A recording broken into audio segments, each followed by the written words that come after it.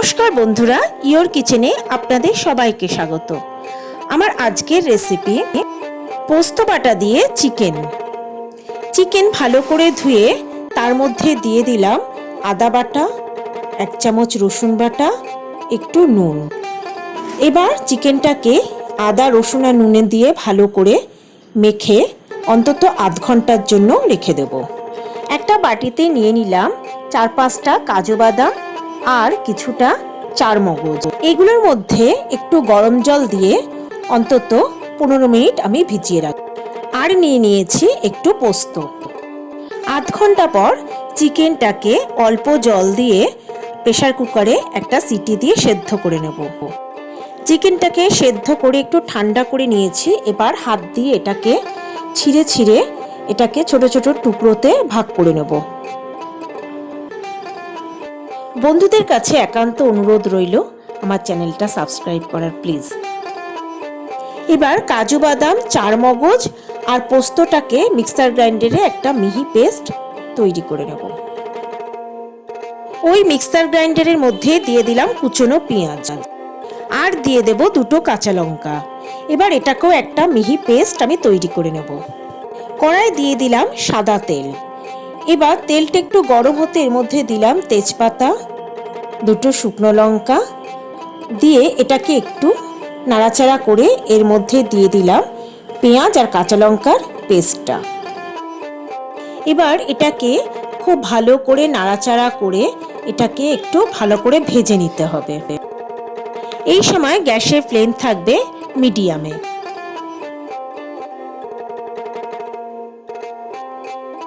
পেঁয়াজটাকে প্রায় 2 মিনিট ভালো করে ভেজে নিয়েছি। এবার দিয়ে দেব মধ্যে আদা বাটা আর দেব রসুন বাটা।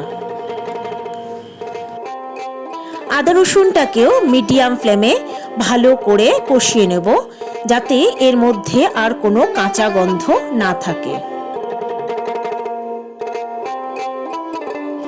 মিনিট খানেক ভাজার পর এর মধ্যে আমি দিয়ে দিলাম পোস্ত, চারমগজ আর কাজু বাদাম বাটাটা।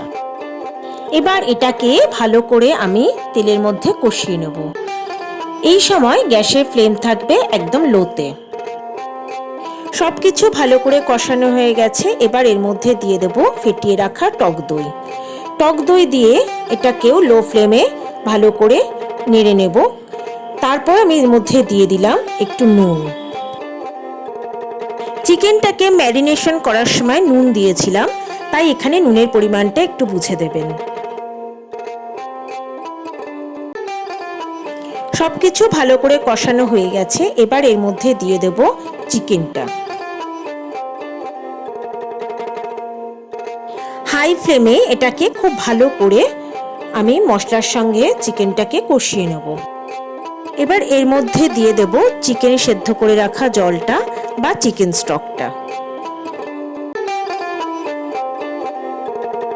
কিছু ভালো করে নেড়ে মিশিয়ে দিতে হবে। এবার এর মধ্যে দিয়ে দেব কয়েকটা কাঁচা লঙ্কা। ঝাল আর নুনের পরিমাণটা আপনারা আপনাদের নিজস্ব স্বাদ অনুযায়ী দেবেন। এবার এটাকে ঢাকা দিয়ে লো ফ্লেমে 10 মিনিট রান্না হতে দেব। ফিরে এলাম 10 মিনিট পর। গ্রেভির ওপরে সুন্দরভাবে তেল ভেসে উঠেছে। এবার আমি এর মধ্যে দিয়ে দিলাম কসুরি মেথি আর দিলাম 1/2 চামচ গরম মশলার গুঁড়ো।